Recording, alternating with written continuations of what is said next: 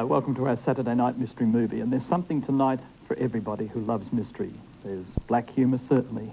The film is occasionally erotic, it's occasionally violent, there's a touch of parody, there's definitely a whodunit. Everything, in fact, which lovers of a good thriller look for are all present in Dressed to Kill.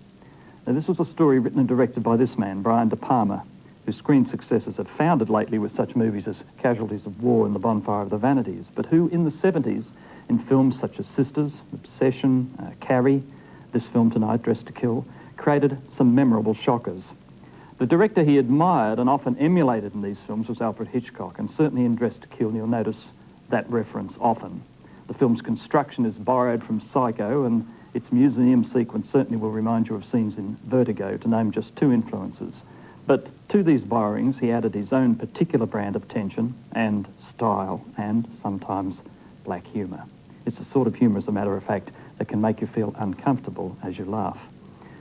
De Palma's leads for Dressed to Kill are Michael Caine, playing Dr. Robert Elliott, a psychiatrist who's treating a sexually unsatisfied suburban housewife, Kate Miller, played by Angie Dickinson.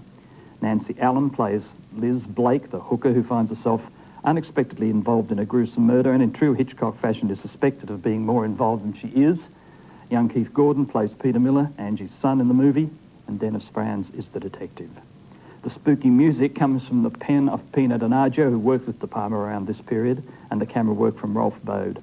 The film uses its New York locations very well, although the important museum sequence was actually shot not in New York, but in Philadelphia's Museum of Art. One more point. 2 New York taxicabs were used for the scene in which Angie takes a very unusual trip. One cab was cut in half for close-ups. The other, possibly still in use, travelled for a time around New York with a sign that read, Angie Dickinson was seduced here. I hope you enjoy our movie tonight, Dressed to Kill. I should frighten the tripe out of you, the ending of that movie. I hope you enjoyed it, and for a different sort of mystery movie, I hope you'll be watching at 8:30 tomorrow night with The Case of the Musical Murder. It's a Perry Mason, brand new, and the guest star is no less a person than Debbie Reynolds. That's at 8:30 tomorrow night. See you then.